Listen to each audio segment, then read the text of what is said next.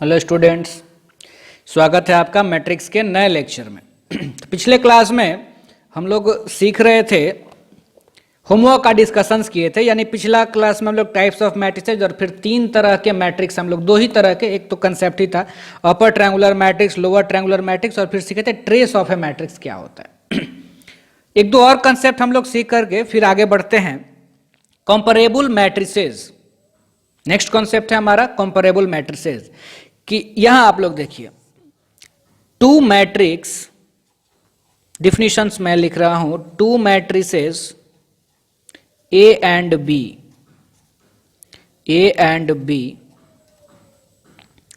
Are, two matrices A and B are said to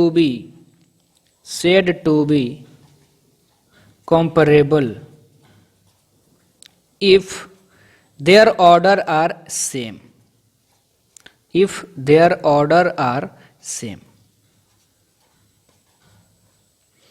तो आप थोड़ा ध्यान दीजिएगा कि दो मैट्रिक्स को कंपैरेबल मैट्रिक्स कहा जाएगा अगर उनका ऑर्डर सेम हो। आपको और कुछ नहीं देखना है, बस आपको ये देखना है कि उन मैट्रिक्स का ऑर्डर सेम है कि नहीं है। अगर ऑर्डर सेम होगा तो फिर उन मैट्रिक्स को कहा जाएगा कंपैरेबल मैट्रिक्स, यानी हम लोग उनको कंपेयर कर सकते हैं। और ऑर्डर कैसे देखते हैं, तो ये तो हम लोग पहले क्लास में सीखे हुए थे कि किसी भी मैट्रिक्स में नंबर ऑफ रोज और फिर by number of columns, number of rose by number of columns को उस मैट्रिक्स का ऑर्डर कहा जाता है। रो कैसे देखते हैं, तो उस मैट्रिक्स में जितने भी हॉरिजॉन्टल लाइंस हो। कॉलम कैसे देखते हैं, तो उस मैट्रिक्स में जितने भी वर्टिकल लाइंस हो। सब कुछ याद होगा आपको। चलिए, जैसे मान लीजिए कि हम एक एग्जाम्पल ले लेते हैं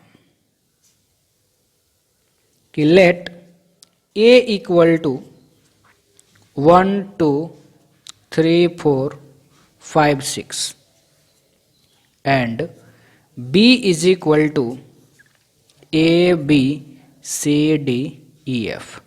चलिए, आप बताइए कि यहाँ पहले वाले मैट्रिक्स ए का ऑर्डर क्या है, तो हम देखेंगे कि 3 रो है और 2 ही कॉलम है। इसका भी ऑर्डर क्या है, 3/2। तो let A and B be two matrices,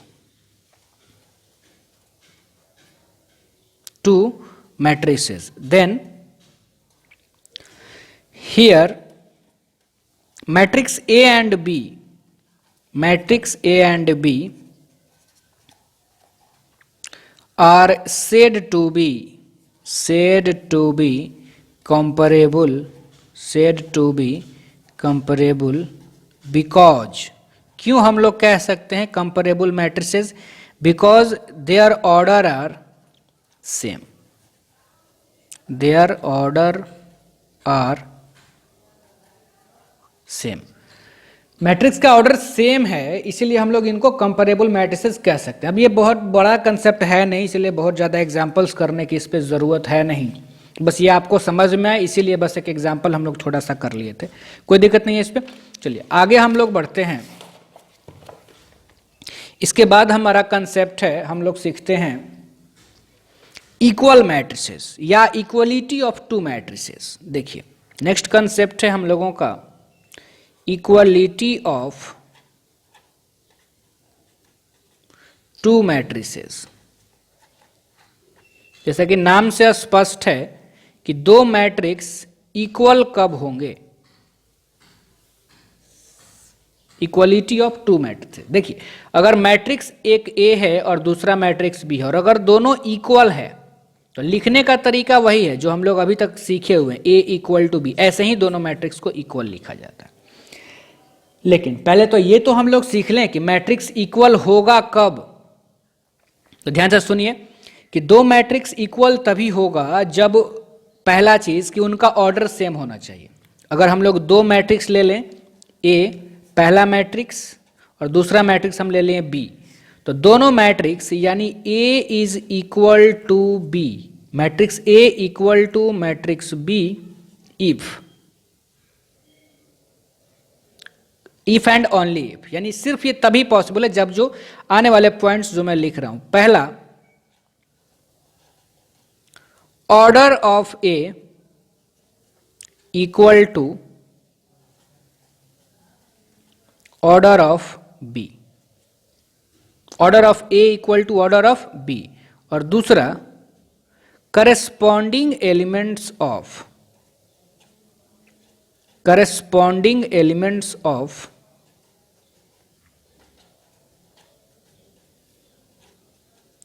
A and B are same। ठीक है, बस यही दो कंसेप्ट है कि मैट्रिक्स इक्वल कब होंगे। तो दो मैट्रिसेस इक्वल तभी हो पाएंगे, पहला कंडीशन जब दोनों का ऑर्डर आपस में इक्वल हो, और दूसरा कंडीशन कि उनके करस्पॉन्डिंग एलिमेंट्स आपस में इक्वल होने चाहिए। करस्पॉन्डिंग एलिमेंट्स का मतलब थोड़ा सा आप समझ लीजिए, क्योंकि अभी थोड़ा ज़रूरत पड़ेगा आगे भी एडिशन वगैरह में भी। मान लेते हैं कि ये दो मैट्रिक्स हम ले लिए, और दोनों ही मैट्रिक्स हम लोग सेकंड ऑर्डर का लिए, एलिमेंट्स हम नहीं लिखे, बस आपको ये समझना है इन पॉइंट्स को। तो ये दोनों को हम इक्वल तो कब लिखेंगे, ऑर्डर सेम होना चाहिए था, सेम ऑर्डर है। दूसरी बात, करस्पॉन्डिंग एलिमेंट सेम होना चाहिए। करस्पॉन्डिंग एलिमेंट का मतलब यहां का एलिमेंट इस एलिमेंट के बराबर होना चाहिए। करस्पॉन्डिंग एलिमेंट कहने का सेंस होता है कि पहले वाले मैट्रिक्स के पहला रो और पहले कॉलम का एलिमेंट इक्वल होना चाहिए दूसरे वाले मैट्रिक्स के पहला रो और पहले कॉलम के एलिमेंट्स का। सिमिलरली पहले वाले मैट्रिक्स के पहला रो और दूसरे कॉलम का एलिमेंट इक्वल होना चाहिए दूसरे वाले मैट्रिक्स के पहले रो और दूसरे कॉलम के एलिमेंट्स के। तो करस्पॉन्डिंग एलिमेंट्स का मतलब ये हो गया कि मैट्रिसेस का जो पोजीशंस होना चाहिए, जो पोजीशंस पे करस्पॉन्डिंग पोजीशंस पे जो एलिमेंट्स होंगे वो आपस में इक्वल होने चाहिए। समझ में आ गया होगा। हाँ, इस पर क्वेश्चंस बनते हैं और इस पे क्वेश्चंस पूछे भी जाते हैं, इक्वलिटी ऑफ टू मैट्रिसेस पर। एक छोटा सा एग्जांपल हम लोग लेते हैं कि जैसे मान लीजिए दिया हुआ है find A and B, find A and B, A और बी दो वेरिएबल्स आपको दिया रहेगा। इफ इस तरह से दे दिया a प्लस बी 4, यहां दे दिया -2 और यहां दे दिया मान लीजिए 6, और फिर यहां 8 a माइनस बी -2 6। ये दो मैट्रिक्स इक्वल दिया हुआ है आपको, देखिए, और आपसे वेरिएबल्स ए और बी का वैल्यू पूछा जाए। देखिए, वेरिएबल्स के जगह पे कुछ और नंबर हो सकते हैं, लेकिन जहां पे कांस्टेंट है तो वो उसी के बराबर। जैसे मान लीजिए यहां -2 ना दे करके -3 दिया हुआ रहता, तो हम बोलते हैं ये क्वेश्चन पॉसिबल ही नहीं है, एग्जिस्ट ही नहीं कर पाएगा वो क्वेश्चन, क्योंकि ये एलिमेंट अपने करस्पॉन्डिंग के इक्वल ही नहीं होता। हाँ, चूंकि वेरिएबल है तो वो तो कुछ भी हो सकता है, वो तो मुझे सॉल्व करने पे मालूम चलेगा, तो वो तो पोजीशन से सॉल्व करेंगे तो वैल्यू हम लोगों को मिल जाएगा। लेकिन जहाँ कांस्टेंट है वो सेम ही होना चाहिए, ये नहीं कि यहाँ 6 और यहाँ 8, तो फिर तो कोई फायदा ही नहीं है, मैट्रिसेस इक्वल ही नहीं है, तो हम लोग वैल्यू ही नहीं निकालेंगे। चलिए, तो अगर आप वैल्यू निकालेंगे तो यहाँ हम लिख सकते हैं कि from equality of two matrices, equality of two matrices, क्या लिखेंगे, a प्लस बी किसके इक्वल हो जाएगा, 8 के। बहुत सिंपल सा हम एग्जांपल लिए हैं। और a माइनस बी किसके इक्वल हो जाएगा, 4 के।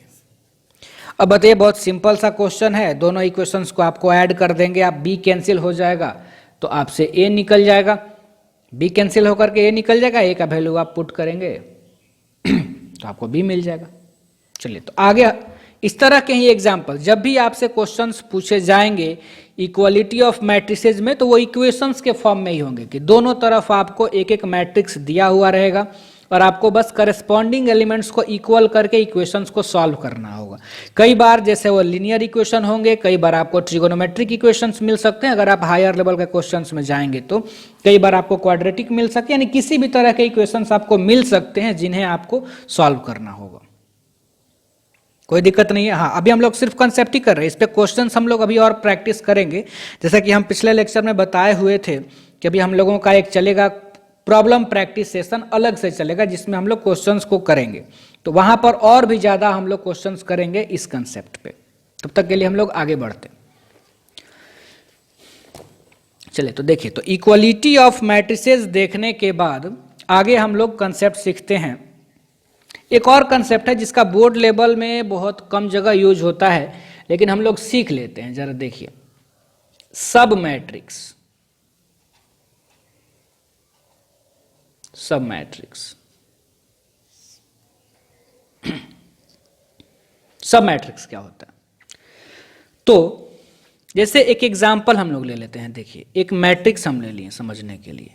जैसा कि हम पहले ही बताएं, ये बहुत ज़्यादा इंपॉर्टेंट नहीं है, लेकिन हम लोग सीख रहे हैं, तो चलिए सीख लेते हैं इसको भी। 5/2 3 2i i 4 -7, ये एक मैट्रिक्स हम लोग ले। क्या ऑर्डर है इसका? हाँ, रो है 3, कॉलम है 4, ऑर्डर हो गया 3/4 हो। देखिए, अब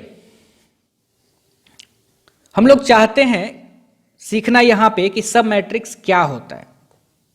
तो देखिए, सब मैट्रिक्स होता है कि अगर आप किसी भी मैट्रिक्स में से किसी पार्टिकुलर रो और कॉलम को डिलीट करके जो भी मैट्रिक्स आप ऑब्टेंड कर पाएंगे उसको सब मैट्रिक्स कहा जाता है। जैसे हम क्या किए, देखिए यहां पर हम क्या कर रहे हैं कि तीसरे वाले रो और चौथे वाले कॉलम को डिलीट कर दे रहे हैं। क्या क्या? ये रो और ये कॉलम डिलीट कर दिए। तो क्या बचेगा? देखिए, मैट्रिक्स के फॉर्म में क्या बचेगा? 1 2 3 0 7 5/2, ये मैट्रिक्स एक बचेगा। तो ये मैट्रिक्स जो है, इसी को हम लोग कहते हैं कि ये है सब मैट्रिक्स ऑफ मैट्रिक्स ए। यही है हमारा सब मैट्रिक्स ऑफ मैट्रिक्स ए। तो क्या डिफिनीशन हो जाएगा हम लोगों का कि किसी भी मैट्रिक्स में से अगर कुछ रोज और कॉलम को डिलीट करके जो भी मैट्रिक्स हम लोग वहां से ऑब्टेंड कर पाएंगे, उसी मैट्रिक्स को पहले वाले मैट्रिक्स का सब मैट्रिक्स कहा जाएगा। क्लियर है? कोई दिक्कत नहीं होगा। अब आगे हमारा कंसेप्ट है ऑपरेशंस ऑन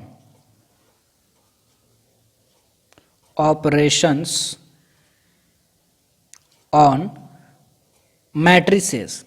यानी अब देखिए, अभी तो हम लोग अभी तक सिर्फ ये सीखें कि मैट्रिक्स होता क्या है, मैट्रिक्स में क्या क्या चीजें होती है और मैट्रिक्स कितने टाइप्स के होते हैं।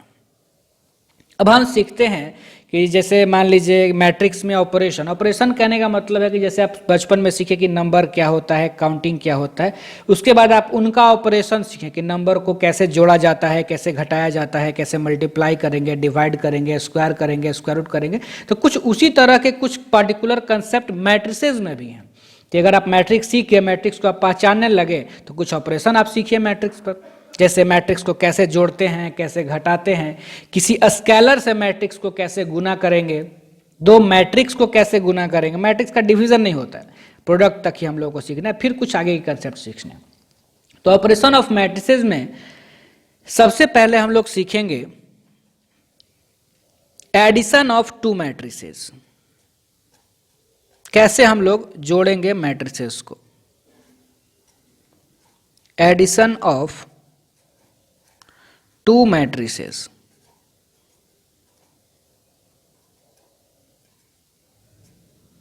मैट्रिसेस को जोड़ना हम लोग सीख रहे हैं, कैसे जोड़ेंगे।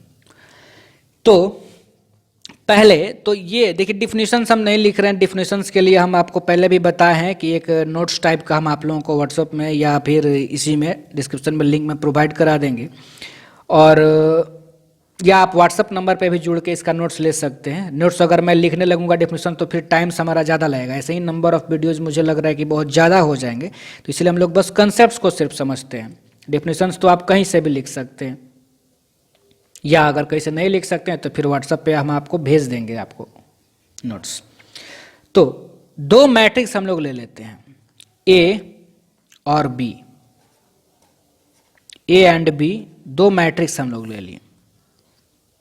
तो इनका जो सम होगा, इन दोनों ही मैट्रिक्स का जो सम होगा, जिसको हम लोग डिनोट करेंगे, ध्यान से आप सीखिएगा, सम को डिनोट कैसे करते हैं? बिल्कुल अलजेब्रा की तरह जो हम लोग पहले करते हैं। डिनोट तो उसी तरह से करेंगे, a प्लस बी, और जो इनका सम आएगा उस पर भी हम लोग बात करेंगे। लेकिन पहले कंडीशन क्या हो कि आप मैट्रिक्स को जोड़ सकते हैं।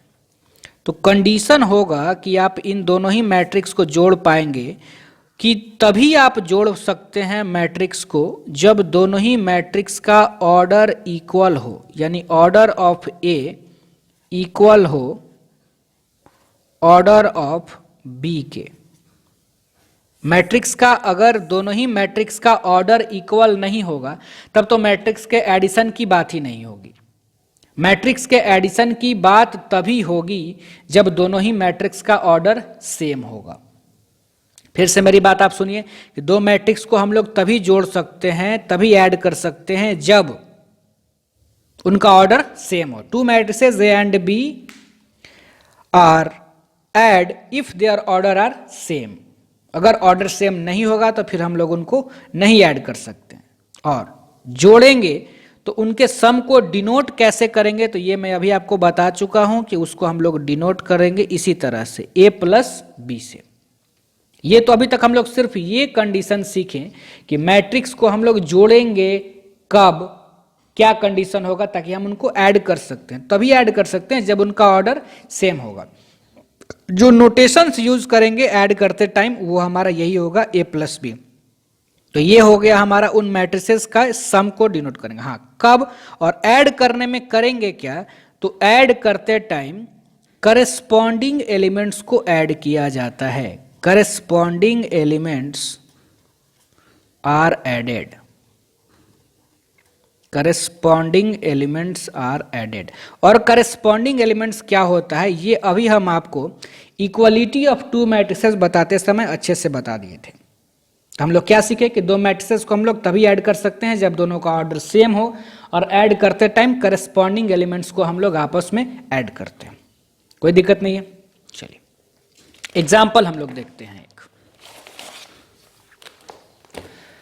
एक एग्जाम्पल हम लोग देखते हैं कि कब हम लोग मैट्रिक्स को ऐड करेंगे या कैसे ऐड करते हैं। एक छोटा ही सा, एक बेसिक सा हम लोग एग्जाम्पल ले लेते हैं। Let a is equal to 1 2 3 4 and b is equal to 0 -2 4 -5 be two matrices. तो पहले तो आपको ये समझना होगा कि इन दोनों ही मैट्रिक्स को हम लोग ऐड कर सकते हैं कि नहीं कर सकते। बिल्कुल कर सकते हैं। हाँ, क्यों कर सकते हैं? क्योंकि दोनों ही मैट्रिसेस का ऑर्डर सेम है, इसलिए हम लोग इसको ऐड कर सकते हैं। बी टू मैट्रिसेस, देन अगर हम ऐड कर सकते हैं तो क्या कंडीशन होगा, कैसे ऐड करेंगे? कंडीशंस तो हम लोग देख लिए कि ऐड हम कर सकते हैं। तो पहला में a प्लस बी, यानी दोनों ही मैट्रिसेस को हम लोग जोड़ रहे हैं। तो नोटेशंस तो हमारा यही होगा, अभी हम लोग सीखे थे। मैट्रिक्स ए को लिख लेते हैं पहले 1 2 3 4 प्लस मैट्रिक्स बी को लिख लेते हैं 0 -2 4 -5। और हम लोग ये भी सीखे थे कि दो मैट्रिसेस को ऐड करते समय उनके करस्पॉन्डिंग एलिमेंट्स को आपस में ऐड किया जाता है। यानी 1 में कौन ऐड होगा, तो 1 में ऐड होगा करस्पॉन्डिंग एलिमेंट 1 का कौन है दूसरे वाले मैट्रिक्स में, तो 0, तो 0 ऐड होगा। 2 में कौन ऐड होगा, तो -2 ऐड होगा। 3 में कौन ऐड होगा, तो 4 ऐड होगा। और 4 में कौन ऐड होगा, तो -5 ऐड होगा। ऑर्डर सेम था इसलिए जोड़ सकते हैं। कैसे जोड़ेंगे? करस्पॉन्डिंग एलिमेंट को जोड़ेंगे। अभी हम लोग कंसेप्ट सीखे, बस जोड़ दे रहे हैं। 1 0 7 -1। सिमिलरली हम ये भी देखते हैं कि अगर मान लीजिए हम निकालें b प्लस ए, तो पहले हम लोग लिखेंगे मैट्रिक्स b को। b हमारा कितना था, 0 -2 4 -5। हाँ, ये हम जरूर पहले से ही जानते हैं कि ऐड हम कर सकते हैं। इसलिए कर सकते हैं क्योंकि दोनों ही मैट्रिसेस का ऑर्डर सेम था। अब हम लिखते हैं मैट्रिक्स a को 1 2 3 4। तो ये कितना हो जाएगा, ऐड करेंगे 0 + 1 तो 1 -2 + 2 0, 4 प्लस 3 7, -5 प्लस 4 -1। ये हम बस आपको इसीलिए a प्लस बी और b प्लस ए दोनों बताएं क्योंकि एक प्रॉपर्टीज भी हम लोग पढ़ेंगे कि मैट्रिक्स एडिशन कम्यूटेटिव लॉ को होल्ड करता है। यानी जो रिजल्ट आया था हमारा a प्लस बी का, वही रिजल्ट हमारा आया हुआ है b प्लस ए का भी, यानी ये कम्यूटेटिव लॉ को होल्ड करता है। तो अब हम लोग आगे एग्जाम्पल्स और भी बहुत सारे आएंगे, जैसा कि हम बार बार बताते चल रहे हैं कि प्रॉब्लम्स का अलग से हम लोग लेक्चर कंसिडर करेंगे, प्रॉब्लम्स का लेक्चर अलग से हम लोग करेंगे। अभी सिर्फ हम लोग थोड़ा कंसेप्ट सीख लेते हैं। अब हम लोग देखते हैं कि प्रॉपर्टीज क्या होगा मैट्रिक्स एडिशन का, मैट्रिक्स एडिशन का properties, properties of matrix addition, properties of matrix addition, matrix addition का properties.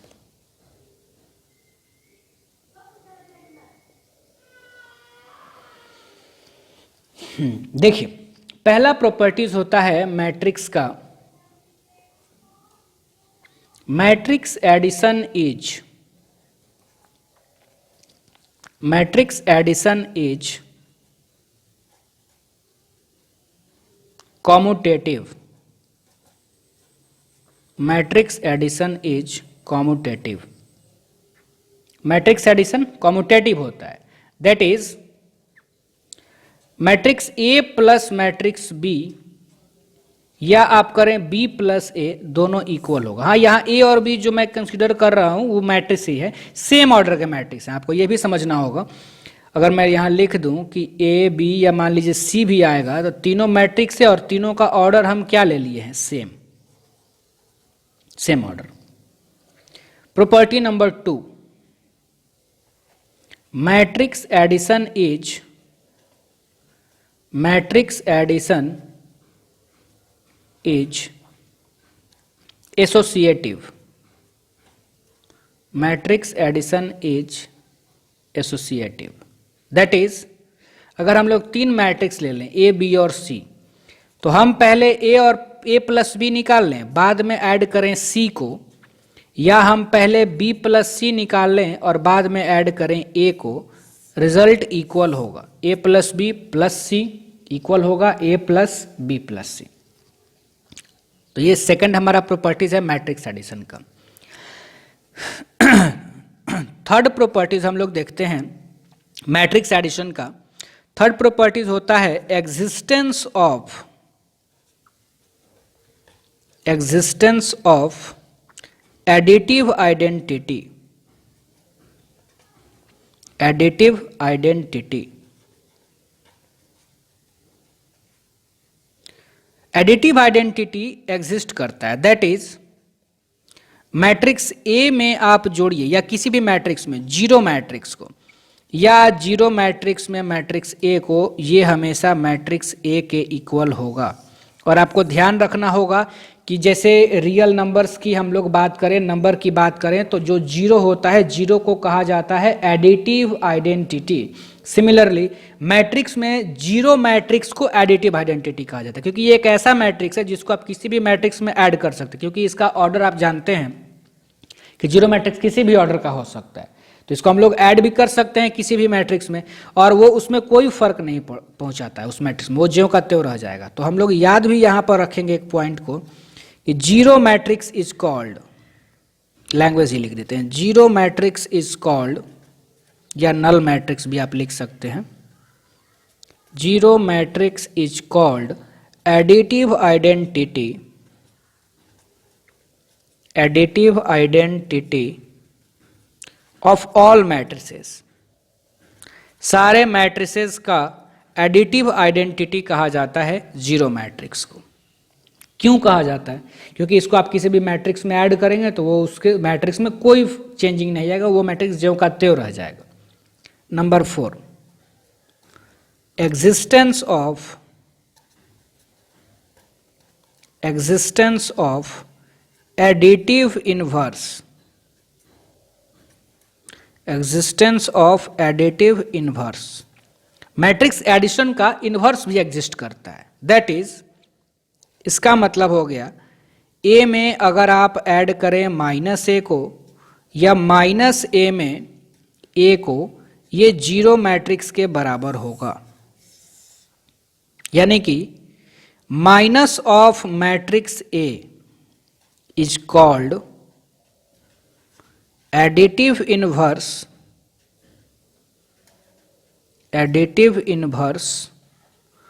Of matrix A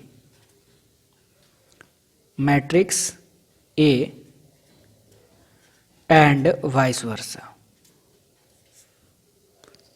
additive inverse, जैसे आप रियल नंबर में जानते हैं कि अगर 4 है तो उसका एडिटिव इनवर्स होगा -4 है तो उसका एडिटिव इनवर्स होगा 4। सिमिलरली मैट्रिक्स में भी एडिटिव इनवर्स किसी भी मैट्रिक्स का एग्जिस्ट करता है। जैसे ए का होगा एडिटिव इनवर्स कौन सा, -a, या -a का एडिटिव इनवर्स कौन सा होगा, तो a। तो -a को कहा जाएगा एडिटिव इनवर्स a का, और a का एडिटिव इनवर्स -a। चलिए इससे आगे हम लोग नेक्स्ट लेक्चर में करेंगे। नेक्स्ट लेक्चर में हम लोग करेंगे scalar multiplication of A matrix, फिर हम लोग सीखेंगे। अभी एक आध छोटा छोटा एग्जांपल मैं आपको बताते चलूंगा, और फिर हम लोग बाद में प्रॉब्लम्स तो करेंगे, सिर्फ प्रॉब्लम ही करेंगे। कब, जब हम लोग प्रोडक्ट तक इसमें पढ़ लेते हैं पहले, प्रोडक्ट के बाद ट्रांसपोज से पहले हम लोग एक लेक्चर प्रॉब्लम का या 2 लेक्चर जितना में भी हो पाए प्रॉब्लम्स का लेक्चर अलग से करेंगे। ठीक है।